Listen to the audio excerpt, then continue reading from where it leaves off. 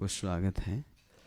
तो आज की चर्चा के विषय हैं स्कंद 4 अध्याय 22 श्लोक संख्या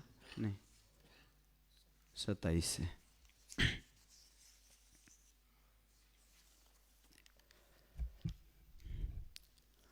ओम नमो भगवते वासुदेवाय।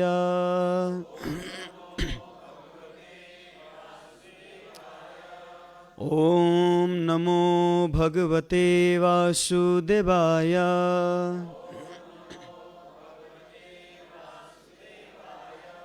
ओम नमो भगवते वासुदेवाय।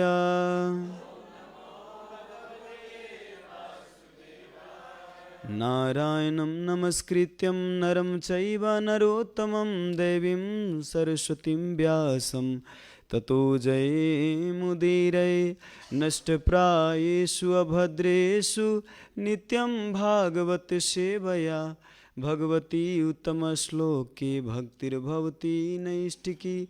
मुखं करोति वाचलं पङ्गुलङ्घयते गिरिं यत्कृपातमहं वन्दे श्रीगुरुदीनतारिणं श्रीचैतन्यईश्वरं श्रीपरमानन्दमाधवं।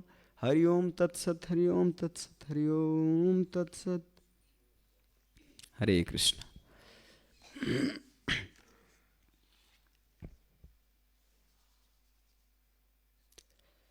अध्याय का नाम है चारों कुमारों से महाराज पृथु की भेंट। श्लोक इस प्रकार है। दग्धाशयो मुक्त समस्त तद्गुणो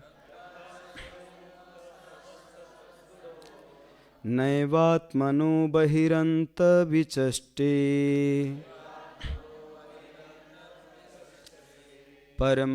परात्मनयो दभ्याधानं पुरस्तात् स्वप्ने यथा पुरुषस्तद्विनाशे।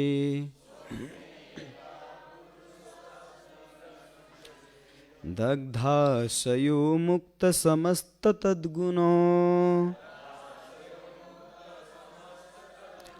नैवात्मनो बहिरंत विचष्टे। परात्मनयो दभ्यवधानं पुरस्तात्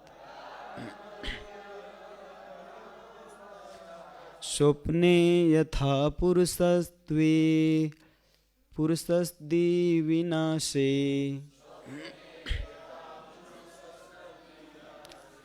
दग्धाशयो मुक्त समस्तद्गुणो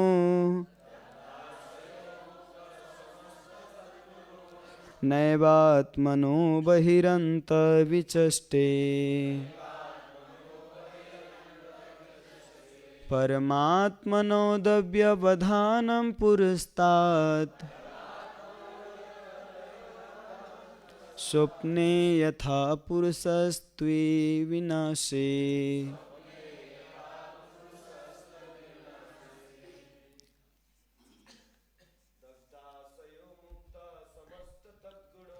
दग्धाशयो मुक्त समस्त तद्गुणो नैवात्मनो बहिरंत विचष्टे। परमात्मनयो दभ्यवधानं पुरस्तात् स्वप्ने यथा पुरुषस्तद्विनाशे।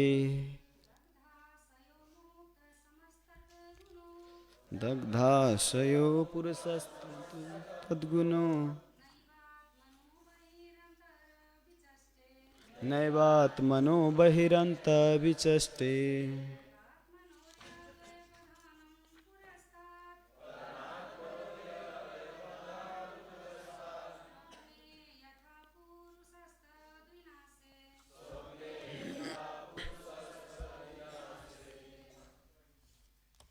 धन्यवाद। शब्दार्थ अनुवाद तात्पर्य दिए हैं श्री भक्तिवेदांत स्वामी श्रील प्रभुपाद की जय। दग्ध आशयः समस्त भौतिक इच्छाओं का जल जाना। मुक्त मुक्त समस्त सभी तद्गुणः द्रव्य के संबंध में गुण न नहीं एवं निश्चय ही आत्मनः आत्मा या परमात्मा बहि बाह्य अंतः आंतरिक विचष्टे कार्यशील पर आत्मनः परमात्मा का यत जो व्यवधानम अंतर पुरस्ताद मानो प्रारंभ में हो स्वप्न में यथा जिस प्रकार पुरुषः व्यक्ति तत् वह विनाश से समस्त समाप्त होते हुए। अनुवाद इस प्रकार है, जब मनुष्य समस्त भौतिक इच्छाओं से रहित और भौतिक गुणों से मुक्त हो जाता है तो वह अंतः तथा बाह्य रूप से किए गए कार्यों में अंतर नहीं देखता। उस समय आत्म साक्षात्कार के पूर्व विद्यमान आत्म तथा परमात्मा का अंतर विनष्ट हो जाता है। स्वप्न टूटने पर स्वप्न तथा स्वप्न देखने वाले के बीच कोई अंतर नहीं रह जाता। तात्पर्य, जैसा कि श्रील रूप गोस्वामी ने कहा है, अन्य अभिलाषिता शून्यम, मनुष्य को समस्त भौतिक इच्छाओं से रहित होना चाहिए। समस्त इच्छाओं से रहित हो जाने पर तार्किक चिंतन या सकाम कर्म की आवश्यकता नहीं रह जाती। ऐसी अवस्था में यह समझना चाहिए कि वह भौतिक देह से मुक्त है।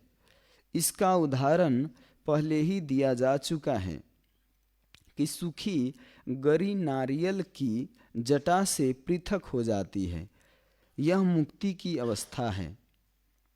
जैसा कि श्रीमद् भागवतम 2.10.6 में कहा गया है, मुक्ति का अर्थ है स्वरूपेण व्यवस्थिति, अपनी स्वाभाविक वैधानिक स्थिति में रहना। जब तक देहात्म बुद्धि रहती है तब तक सभी भौतिक इच्छाएं पीछा नहीं छोड़ती, किंतु जब मनुष्य यह अनुभव कर लेता है कि वह भगवान श्री कृष्ण का शाश्वत दास है तो उसकी इच्छाएं भौतिक नहीं रह जाती। भक्त इसी चेतना से कार्य करता है। दूसरे शब्दों में, जब शरीर से संबंधित भौतिक इच्छाएं समाप्त हो जाती है तो मनुष्य वास्तव में मुक्त हो जाता है। जब मनुष्य भौतिक गुणों से मुक्त हो जाता है तब वह अपनी व्यक्तिगत इंद्रिय तृप्ति के लिए कुछ भी नहीं करता। फिर भी आगे वह जो कुछ भी करता है वह निरपेक्ष स्तर पर होता है। बद्ध अवस्था में दो प्रकार के कर्म होते हैं। मनुष्य शरीर के लिए कार्य करता है किंतु साथ ही वह मुक्त होने हेतु भी कार्य करता है। जब भक्त समस्त भौतिक इच्छाओं या भौतिक गुणों से मुक्त हो जाता है तब वह शरीर तथा आत्मा के लिए कर्म की द्वैतता से परे हो जाता है। तब वो देहात्म बुद्धि समाप्त हो जाती है। इसीलिए श्रील रूप गोस्वामी कहते हैं, यहाँ यस्य हरे दास्य कर्मणा मनसा गिरा निखिला अपवश्यावस्थासु जीवन मुक्तः स उच्यते। जब मनुष्य श्री भगवान की सेवा में पूर्ण रूप से संलग्न होता है तो वह जीवन की किसी भी अवस्था में मुक्त रहता है। वह जीवन मुक्त अर्थात इस भौतिक शरीर में रहते हुए भी मुक्त कहलाता है। ऐसी मुक्त अवस्था में इंद्रिय तृप्ति के लिए किए गए कार्य तथा मुक्ति के लिए किए गए कार्यों में कोई अंतर नहीं रह जाता। जब मनुष्य इंद्रिय तृप्ति की इच्छाओं से मुक्त हो जाता है तो उस पर शोक मोह के फलों का कोई प्रभाव नहीं पड़ता। कर्मियों तथा ज्ञानियों द्वारा किए गए कर्म से शोक तथा मोह उत्पन्न होता है। किंतु स्वरूप सिद्ध पुरुष जो केवल शिव भगवान के लिए ही कर्म करता है, इन्हें अनुभव नहीं करता। यह एकात्म की दशा है, अथवा श्री भगवान के अस्तित्व में तदाकार होना। इसका अर्थ यह हुआ कि व्यक्तिगत जीव अपना पृथक व्यक्तित्व बनाए रखते हुए भी पृथक स्वार्थ नहीं रखता। वह श्री भगवान की सेवा में पूरी तरह लग जाता है और उसे अपनी इंद्रिय तृप्ति से कोई वास्ता नहीं रह जाता। अतः वह केवल पूर्ण पुरुषोत्तम भगवान को देखता है, अपने आप को नहीं। उसके स्वार्थों का पूर्ण अंत हो जाता है। नींद टूटने पर स्वप्न समाप्त हो जाता है, किंतु स्वप्न में मनुष्य अपने आप को राजा मानकर शाही शान सैनिक आदि सब कुछ देख सकता है। स्वप्न समाप्त होने पर वह अपने अतिरिक्त कुछ नहीं देखता। इसी प्रकार मुक्त पुरुष जानता है कि वह परमेश्वर का अंश है और उन्हीं के अनुसार इच्छानुसार सारे कार्य करता रहता है। इस तरह वह उनके तथा अपने बीच कोई अंतर नहीं देखता। यद्यपि दोनों की सत्ताएं पृथक पृथक बनी रहती है, नित्यो नित्यानाम चेतना चेतनानाम। परमात्मा तथा आत्मा के एकाकार होने का यह पूर्ण बोध है। श्रील प्रभुपाद की जय। जब क्लास देने का शुरू होता है तभी मेरा खसखस शुरू होने लग जाता है। हरे कृष्ण। ओम ज्ञानतिमिरन्धस्य ज्ञानञ्जनशलाकया चक्षुन्मीलितं येन तस्मै श्रीगुरुवे नमः। श्रीचैतन्यमनोभीष्टं स्थापितं येन भूतले स्वयं रूपकदा मह्यं ददाति सोपदान्तिकं। वन्देऽहं श्रीगुरो शिवतापदकमलं श्रीगुरो वैष्णवांश श्रीरूपं साग्रजातं सहगना रघुनाथान्वितं तं सजीवं साद्वैतं सावधूतं परिजनसहितं कृष्णचैतन्यदेवं श्रीराधा कृष्णपादान् सगना ललिता शिवसखान्वितांश। हे कृष्णा करुणा सिंधु दीनबंधु जगतपते गोपेश गोपिका कांत राधा कांत नमस्तुते। तप्त कांचन गौरांगी राधे वृंदावनेश्वरी वृषभानुसुते देवी प्रणमामि हरिप्रिये। वाञ्छाकल्पतरुभ्यश्च कृपा सिन्धुभैव च पतितानं पावनेभ्यो वैष्णवेभ्यो नमो नमः। नमो विष्णुपादाय कृष्णपृष्ठाय भूतले श्रीमते भक्तिवेदान्त स्वामीति नामिने। नमस्ते सारस्वती देवे गौरवाणी प्रचारिणे निर्विशेष शून्यवादी पाश्चात्य देश तारिणी। जय श्री कृष्ण चैतन्य प्रभु नित्यानंद श्री अद्वैत गदाधर श्रीवासादि गौर भक्तबिंद। हरे कृष्णा कृष्ण कृष्णा हरे हरे हरे राम राम राम हरे हरे। हरे कृष्ण। श्रील प्रभुपाद की जय। तो ये प्रसंग चार कुमार, ब्रह्मा जी के चार कुमार पुत्र और पृथु महाराज के चल रहा है। भागवत वास्तव में भगवान के क्रियाकलाप, भगवान की कथाएं, लीलाएं ये समझाते हैं कि भगवान का महानता कितनी है।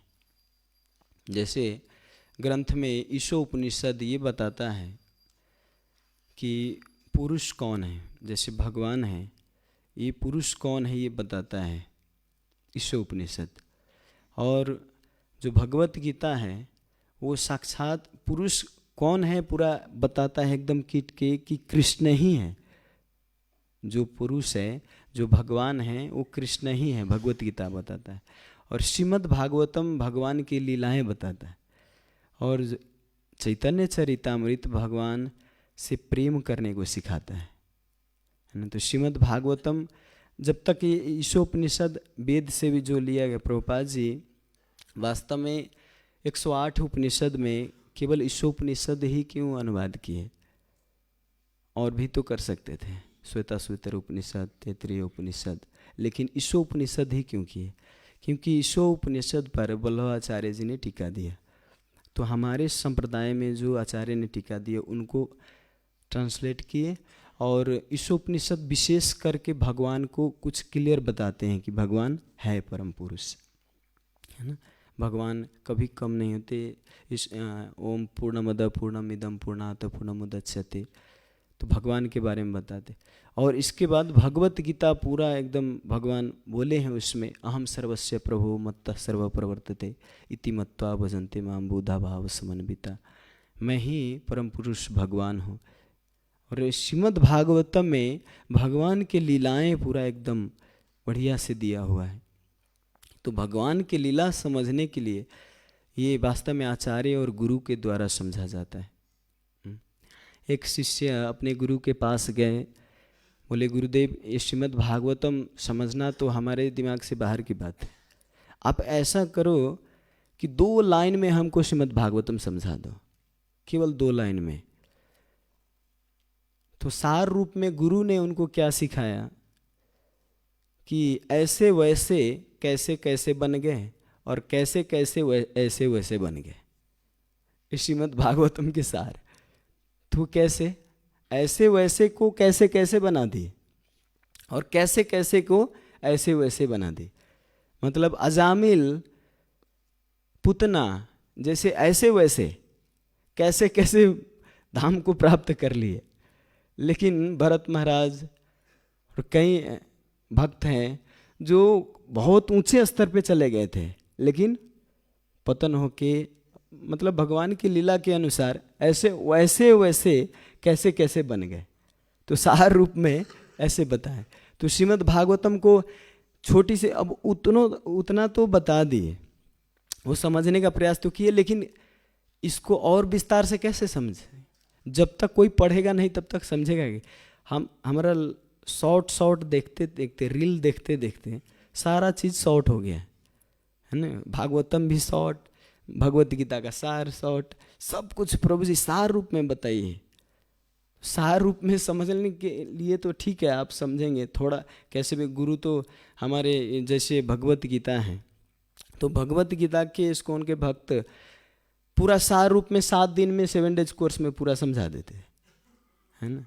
7 दिन में बता देते हैं कि क्या है भगवत गीता में, सार रूप में बता देते। तो सार रूप में समझेंगे, लेकिन और ज़्यादा अगर मुक्त पुरुष बनना है, मुक्त पुरुष मतलब कई प्रकार के मुक्त होती है।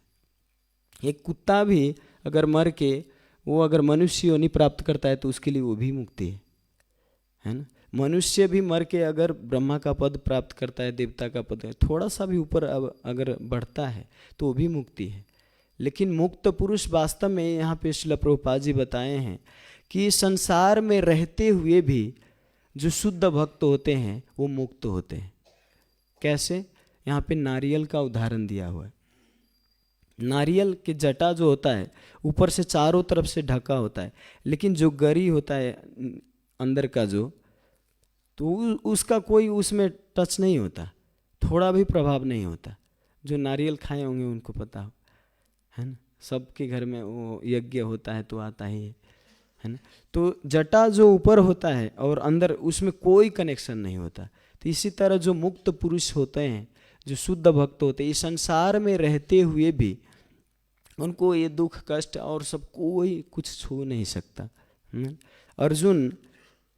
अर्जुन का प्रसंग इस भगवत गीता में भी, अर्जुन अपने आप को तो शुरू में मान रहे थे कि नहीं भगवान मैं तो युद्ध कर ही नहीं सकता, मैं बरू जंगल में जाके तपस्या कर लूँगा, लेकिन युद्ध नहीं कर सकता। आप बताइए मैं कैसे अपने गुरु भीष्म से, द्रोणाचार्य से कैसे युद्ध करूं? आप ये गर्ग संहिता में पूछे प्रश्न नहीं, महाभारत में अर्जुन भगवान से कहते हैं इसमें टीका में कि आप क्या संदीपनी मुनि पर और गर्गाचार्य पर क्या आप बाण चलाएंगे? आप हमको गुरु पर चलाने के लिए कह रहे हैं, तो क्या आप अपने संदीपनी मुनि और गर्गाचार्य पर चलाएंगे? नहीं ना। ये तो सिंपल। लेकिन अगर भगवान वहां पे जवाब देना चाहते तो दे सकते थे, है ना। भगवान अगर जवाब देते कि हाँ, अगर कौरव के तरफ से, अगर दुर्योधन के तरफ से अगर आते संदीपनी मुनि अगर लड़ने, गलत के पक्ष लेता, तो उनका भी वध होता, क्योंकि गलत है वो गलत है ना। वहाँ पे भीष्म पितामह इतने बड़े भक्त थे, उनको भी मृत्युशैया पे सोना पड़ा, है ना। लेकिन यहाँ पे भगवान नहीं दिए। तो अर्जुन, इनका जो क्षत्रिय गुण था, ये क्षत्रिय गुण वास्तव में स्वभाव था इनका सेवा करना। वास्तव में गुड़ाकेश, इनके रों रों से भगवान के नाम निकलता था अर्जुन के, है ना। तो लेकिन एक बार ये महाभारत में कथा आती है कि अर्जुन का स्वभाव तो था क्षत्रिय का, लेकिन ये हृदय कोमलता के कारण, जो अर्जुन का हृदय के, जो भक्त का एक गुण होता है, वो गुण था अंदर से। भगवान इतना कन्विंस किए, ये श्लोक 18-58 में, मत चित सर्व दुर्गानि मत प्रसादा तरिष्यति अथ चेत्वा अहंकारं श्रोष्यसि न विनक्ष्यसि। यदि तुम मुझसे भावना भावित होगे तो मेरी कृपा से तुम बद्ध जीवन के सारे अवरोधों को लांघ जाओगे। लेकिन यदि तुम मिथ्या अहंकार बस ऐसी चेतना में कर्म नहीं करोगे और मेरी बात नहीं सुनोगे तो तुम विनष्ट हो जाओगे। वाह रे वाह। भगवान इतना जबरदस्त मतलब बोल रहे हैं कि अगर नहीं बात मानोगे तो विनष्ट हो जाओगे। फिर बाद में बोल दे यथा इच्छसि तथा कुरु। ये कन्विंस करने का टेक्निक नहीं, ज़्यादा मतलब आक्रोश में भी नहीं आते हैं, और सिंपली मतलब अगर बात नहीं मानोगे तो विनष्ट हो जाओगे, लेकिन तुम्हारा इच्छा, जो इच्छा हो वो करो। हम लोग किसी को कन्विंस तो आक्रोश में पूरा आ जाते हैं। अगर प्रभु जी गुस्सा हो गए क्यों बोल रहे हैं? अरे लक्ष्मण जी भी गुस्सा करते थे, हनुमान जी भी गुस्सा करते थे, तो हम बड़े का उदाहरण ले लेते हैं। लेकिन आक्रोश में हमारे वास्तव में सिंपली कोई बात कहा जा सकता है। ये कन्विंसिंग पावर वास्तव में भगवान से सीखा जा सकता है। तो यहाँ पे अर्जुन का जो स्वभाव था, महाभारत में कथा आती है कि एक बार ये युद्ध जो था महाभारत का, ये 18 दिन चला था। तो सेनापति 18 दिन चेंज होते थे। कौरव की तरफ से 10 दिन तक भीष्म पितामह सेनापति बने थे, द्रोणाचार्य 5 दिन बने थे, 15 दिन हुआ, 2 दिन कर्ण बने थे, 1 दिन अश्वत्थामा बने थे। तो 18 दिन सेनापति चेंज होते थे। लेकिन जब कर्ण सेनापति बने थे तो उस समय क्या किए, जब युधिष्ठिर महाराज अकेले थे, उस समय जब कर्ण सेनापति थे तो उन्होंने बाण चलाया तो युधिष्ठिर महाराज को छत बिछत कर दिए। युधिष्ठिर महाराज घायल हो गए। तो वहाँ के जो उनके सारथी थे, युधिष्ठिर महाराज के सारथी, वहाँ से तुरंत उनके शिविर में ले गए। इस कथा में ये बताया गया है कि वास्तव में क्षत्रिय का गुण, अगर वो भगवान की सेवा नहीं करना चाहता फिर भी करना ही पड़ता है, उसका स्वभाव निकल ही जाता है। तो उनके शिविर में ले जाते हैं युधिष्ठिर महाराज को, और युधिष्ठिर महाराज को जब ले जाते तो उनका मलहम पट्टी करते हैं। थोड़ी देर के बाद में अर्जुन देखते हैं कि मेरे जो बड़े भैया हैं वो तो शिविर में चले गए, उनको घायल कर दिया गया है। तो तुरंत भगवान कृष्ण को बोलते हैं, प्रभु लेके चलिए शिविर में, क्योंकि बड़े भैया घायल हो गए। तो वहाँ से तुरंत फिर आ जाते हैं, भगवान कृष्ण रथ लेके आ जाते हैं शिविर में। आते हैं तो अर्जुन, जब युधिष्ठिर महाराज का मलहम पट्टी हो रहा था तो युधिष्ठिर महाराज ये सोच रहे थे कि आज हमको ऐसा हालत हुआ है, ये हालत देख के अर्जुन अवश्य कर्ण का वध कर देंगे, क्योंकि वो मेरा दुख देख नहीं सकता। अर्जुन हमसे बहुत प्रेम करता है। ये युधिष्ठिर महाराज के अंदर हृदय में था अर्जुन के प्रति कि इतना प्रेम करते हैं कि हमारा दुख, थोड़ा भी अगर दुख हो तो ये अर्जुन अवश्य उनको मार देंगे, आज मार के ही आएंगे। लेकिन जब अर्जुन आते हैं उस समय भगवान भी आते हैं साथ में शिविर में। जब आते हैं तो वहाँ पर देखते हैं अर्जुन को, तो अर्जुन को बोलने से पहले युधिष्ठिर महाराज कहते हैं उनको कि अर्जुन, आज तुमने कर्ण का वध कर दिया, अच्छा किया उनको वध करके, अभी मारे नहीं हैं, लेकिन इनका एक्सपेक्टेशन कि मार के आए हैं, क्योंकि हमारा दुख देख नहीं सकता तो ये अवश्य मार के आए होंगे। तब अर्जुन कहते हैं, नहीं, युधिष्ठिर महाराज कहते हैं कि आज तुम अवश्य मार के आए होंगे, तू अच्छा किया, क्योंकि कर्ण बहुत दुष्ट है, बहुत दुष्ट है, उसको अच्छा किया मार के। तो अर्जुन कहता है कि भगवान, अभी तो मैंने कर्ण को मारा नहीं, लेकिन कल के दिन अवश्य उनको मार दूंगा। मैं आपको वचन देता हूं, कर्ण को अवश्य मार दूंगा। कर्ण वास्तव में कुंती महारानी को वचन दिए थे कि 5 पांडव में मैं अर्जुन को छोड़ के सबको मार दूंगा, क्योंकि कर्ण को भी पता था कि अर्जुन को नहीं मार सकता मैं, है ना। अर्जुन को कर्ण को पता था। तो यहाँ पे ये कुंती महारानी नहीं, क्या कहते हैं, युधिष्ठिर महाराज इतना एक्सपेक्टेशन से रखते, लेकिन अर्जुन कहते हैं मैं कल के दिन मार दूंगा। अब यहाँ पे जब भी सुनते हैं कि कल के दिन मार दूंगा, तो कहते हैं तुम अभी तक मारे नहीं हो। तो वो कहते हैं कि आप घायल हो के शिविर में आए, तो मैं युद्ध छोड़ के आपको देखने के लिए आया कि आपका स्थिति कैसा है, आपको देखने के लिए आया। तो यहाँ भी युधिष्ठिर महाराज कहते, देखो तुम धनुष रखने के लायक नहीं हो, छोड़ दो, तुमसे युद्ध नहीं होगा, तुम नपुंसक हो। हमको लग रहा था तू युद्ध करके उसको मार के आओगे, और तुम ऐसे खाली हाथ आओगे, छोड़ दो, तुम तो धनुर्धारी कहलाते हो, लेकिन वास्तव में तुमसे युद्ध नहीं होगा, छोड़ दो।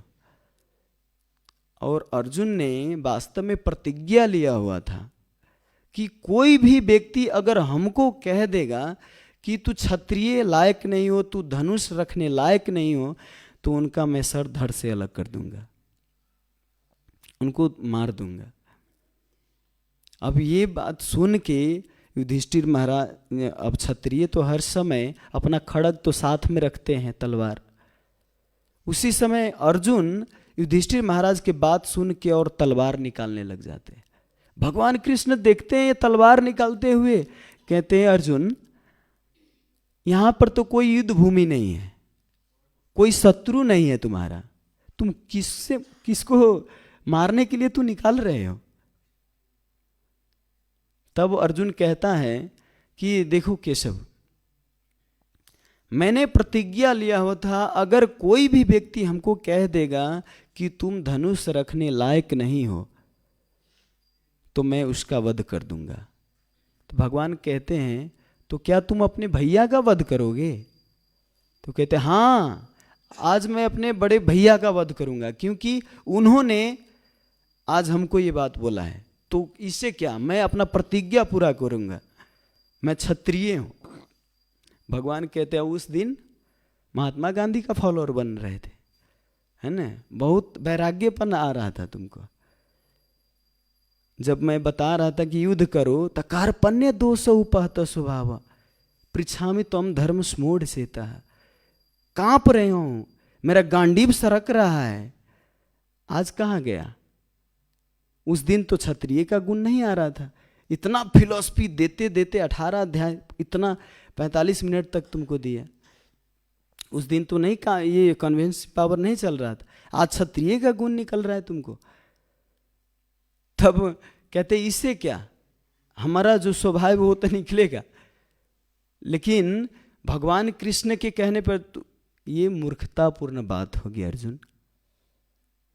तुम्हारा कोई अधिकार नहीं कि तू जो भी इच्छा लगे वो प्रतिज्ञा ले ले, है ना। किसी का कोई अधिकार नहीं कि अपना जो इच्छा लगे मैं ये प्रतिज्ञा ले लूँ और उसको पूरा करने के लिए किसी को भी हत्या कर दूँ, किसी का अधिकार है? कभी कभी होता है, कभी कभी माँ भी अपने बेटे से कहते निकल जा नालायक कहीं के, घर में बोझ बन के बैठे हो, न पढ़ाई करते हो, न लिखाई करते हो, न काम करते हो, न काम के न काज के, निकलो यहाँ से। तो कहते तो क्या निकल जाते घर से?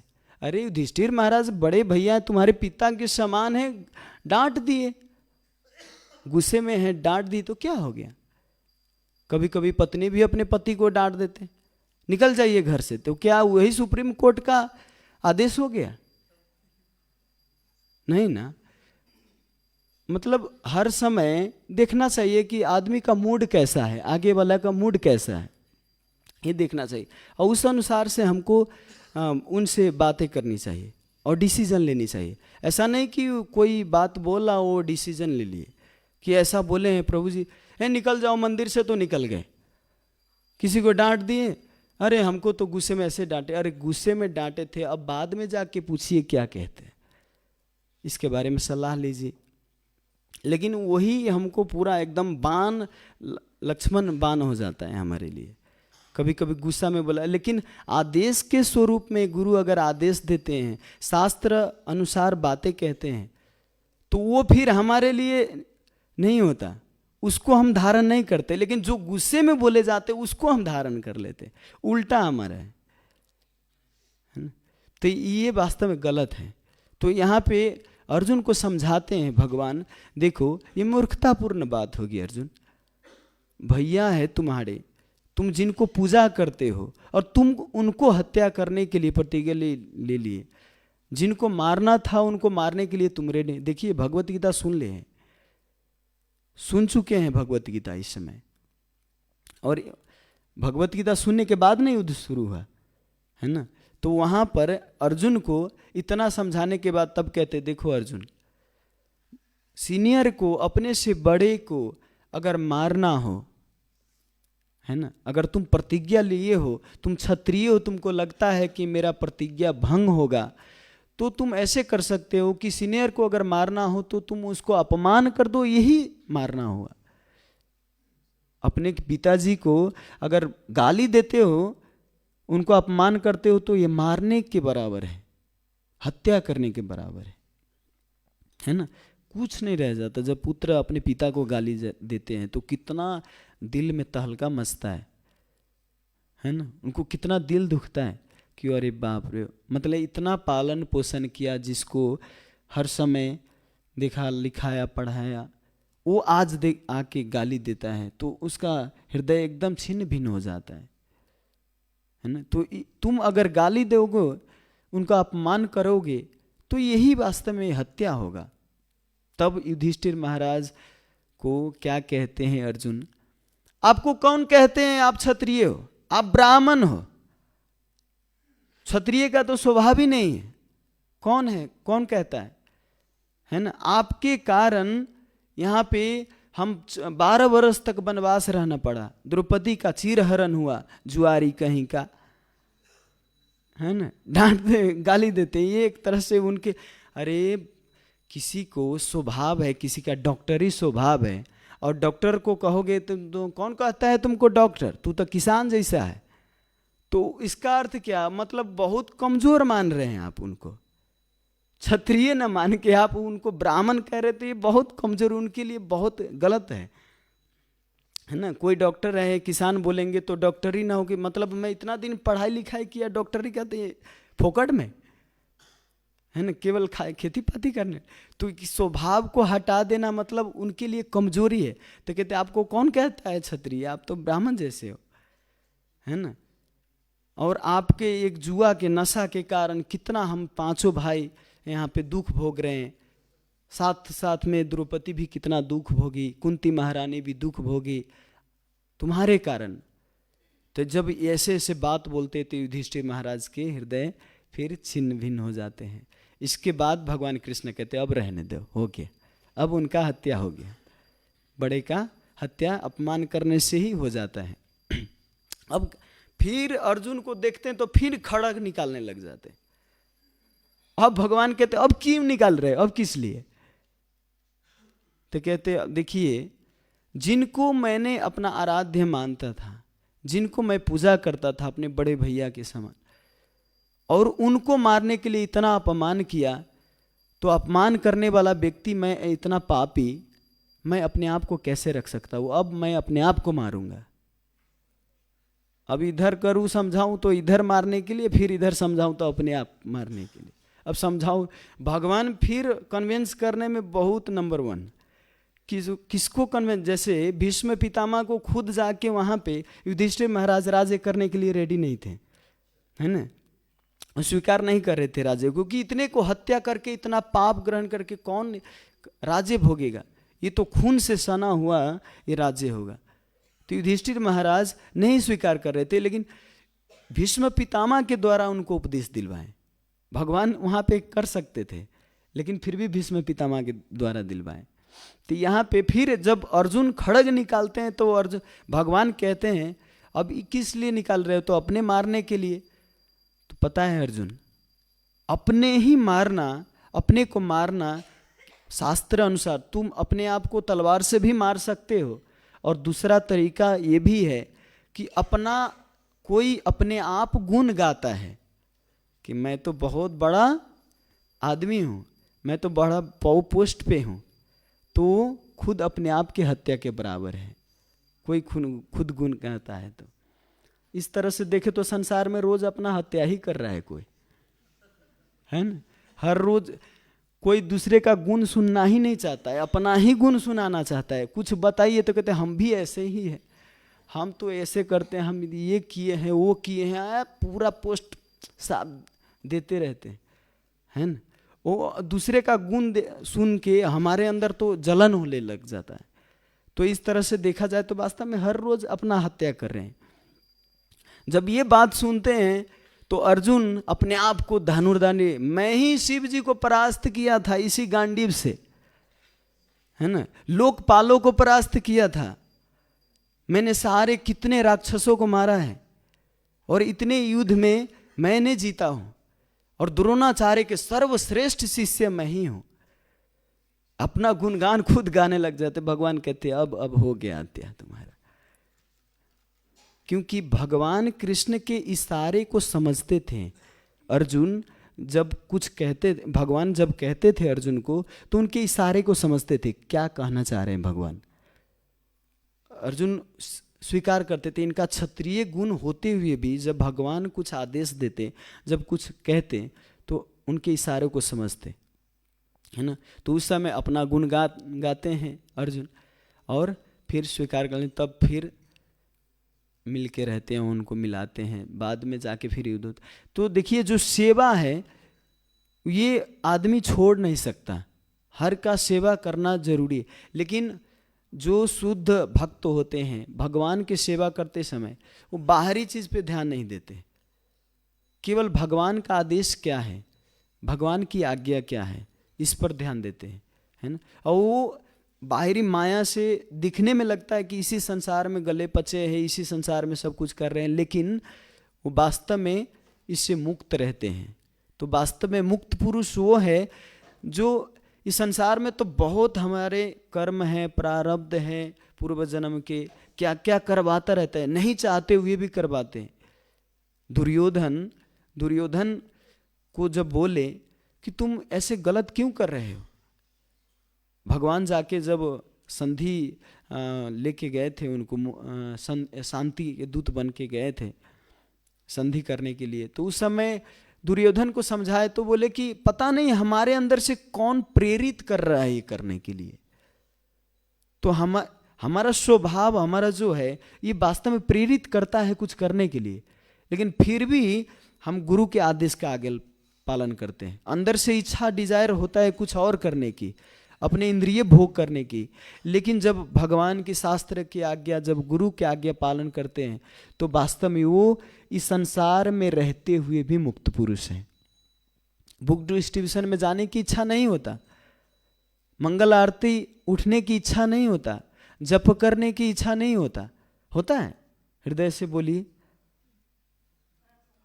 थोड़ा थोड़ा, वो भी थोड़ा थोड़ा, है ना। लेकिन पैसा गिनने में जितना इच्छा होता है उतना, रात भर दीजिए नींद तो आएगा ही नहीं, लेकिन हम जब 2 माला पकड़ते तभी नींद झपक झपक आने लग जाता है। बरु सोने जाइए तो 10 मिनट लगेगा सोने में, लेकिन जप माला पकड़िए तो 5 मिनट में नींद आ जाता है। नींद की गोली खाना ही नहीं पड़ता है ना। तो जप माला पकड़ते ही नींद आने लग, तो हमारा ये स्वभाव करने का ये नहीं है, लेकिन फिर भी करते हैं। तो वास्तव में ये करते करते करते करते जब हम इसमें जैसे बताए हैं, जब एकात्म भाव हो जाता है तो इस संसार में वो मुक्त पुरुष कहलाता है। एकात्म का अर्थ ये नहीं कि भगवान में जाके विलीन हो गया, एक हो गए। एकात्म का अर्थ ये है कि केवल मनमना भव मद्भक्तो मद्याजी माम नमस्कुरु। भगवान जो कहते हैं वही करना, उनके मन वाला बनना। मन वाला का अर्थ होता है कि अपना मन भगवान में लगाना, और दूसरा अर्थ ये भी बताते हैं आचार्यगण कि भगवान के मन वाला बनना। भगवान क्या चाहते हैं उनके मन के अनुसार करना, वो है मुक्त पुरुष, है ना। तो भगवान जो चाहते हैं वो करते हैं। तो अब हमारा तो स्वभाव नहीं है अभी, लेकिन स्वभाव न होते हुए भी करते हैं करते हैं, करते करते करते करते एक दिन ऐसा आएगा कि केवल और केवल भगवान की भक्ति और केवल भगवान की सेवा ही में रचे पचे रहेंगे, और कुछ नहीं याद रहेगा। महाराज लोग जितने भी प्रभुपाद जी शिष्य हैं प्रभुपाद जी के, बाप रे, प्रभुपाद जी के ही लीला में और भगवान के लीला में ही रचे पचे रहते हैं। उनको संसार से मतलब नहीं, कितना पैसा आ रहा है, कितना जा रहा है, क्या हो रहा है, नो टेंशन। मैनेजमेंट में क्या हो रहा है, कई महाराज हैं, तो महाराज इतने ऐसे स्थिति में है ना। तो ये संसार में रहते हुए भी मुक्त पुरुष माना जाता है नहीं। लेकिन बहुत लोग एकात्म का ये अर्थ लगाता है कि भगवान में ही एक हो जाना, ये नहीं है वास्तव में। एकात्म का अर्थ ये है कि भगवान की इच्छा क्या है, उनके इच्छा अनुसार सेवा करना, ये वास्तव में एकात्म कहा जाता है। तो इस श्लोक में इतना ही कहते हुए मैं यहीं पे विराम दूंगा। कि किसी का कोई टीका टिप्पणी प्रश्न है तो ले सकते।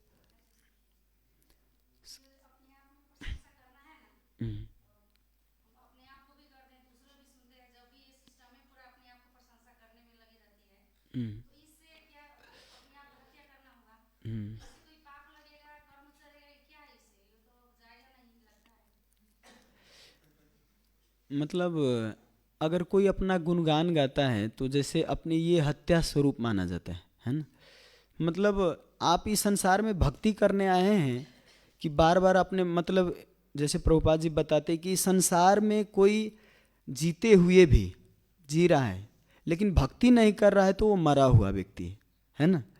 मतलब आप अपने आप को मरा हुआ मान रहे, मरा हुआ वो व्यक्ति अगर अपने आप गुणगान गा रहा है तो न वो भक्ति होगा, वो जिंदा होते हुए भी मरा हुआ है। मतलब कोई पाप अपराध ऐसा नहीं है, लेकिन फिर भी आप इस संसार में मरे हुए समान कुछ कर भी नहीं पाएंगे, अच्छा कुछ कर ही नहीं पाएंगे। कोई गुणगान गाता है तो क्या अच्छा कर पाएगा, वो अच्छा कर पाएगा कुछ, न भक्ति कर पाएगा अच्छा से, न घर में कार्य कर पाएगा अच्छा से, जहाँ भी ईगो में घमंड में ही रहेगा, है ना। तो घमंड में आदमी क्या करेगा, वो तो और अधः पतन होगा उसका, और ज़्यादा पतन होगा, है ना। तो ये एक तरह से बहुत बड़ा पतन है ना माता जी, है ना। ये तो बहुत बड़ा पतन है वास्तव।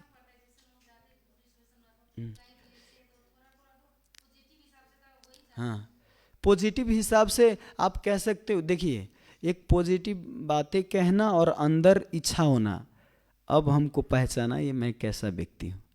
एक मतलब अंदर से आता है ना, एक खुद ही अंदर से कहते हाँ अब पहचाना कि मैं कौन सा पोस्ट पर हूँ, है ना। ये बाहर से बताना एक प्रीचिंग के लिए हाँ ठीक है, लेकिन अंदर से विनम्रता होनी चाहिए। प्रभु जी कह रहे थे कि जैसे हम उगलीला प्रभु जी हैं, प्रभु जी जब व्यास आसन पे बैठते तो सिंह जैसे दहाड़ते हैं, लेकिन नीचे रहते तो कितना मतलब विनम्रता पूर्वक, सब बहुत हम्बल है, बहुत विनम्र है।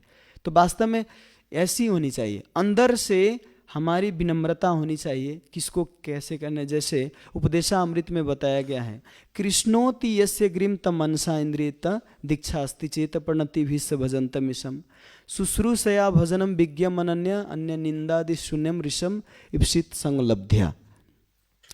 किसको प्रणाम करना है, किसको श्रील प्रभुपाद की जय, किसको प्रणाम करना है और किसको दंडवत करना है और किसका संग करना है, ये बताया गया है ना। तो ये घमंड नहीं है। घमंड वास्तव में आप खुद से चेक कीजिए कि वास्तव में मेरे अंदर ये है, हर समय दिखाने की भावना तो है। ये आपको और भगवान को ही पता होता है, इस संसार में तो नहीं। लेकिन फिर भी भक्त लोग तो पता कर ही लेते हैं साथ में रहते रहते कि कैसा है इसका स्वभाव। किसी का अगर स्वभाव जानना हो तो ये मत सोचिए फ़ोन कॉल से बात करके, वीडियो से देख के या एक दिन रह के नहीं पता चलता। उनके साथ जो रह रहा है कंटिन्यू, उनसे पूछिए ये व्यक्ति कैसा है, तब आपको पूरा एकदम डिटेल में पूरा लिखवा देंगे, है ना। तो स्वभाव भी इससे पता चलता है ना। हरे कृष्ण। श्रील प्रभुपाद की जय, अनंत कोटि वैष्णविंद की जय, श्रीमद्भागवत महापुराण की जय, निताय गौर प्रेमानंद। हरि हरि बोल। Hare Krishna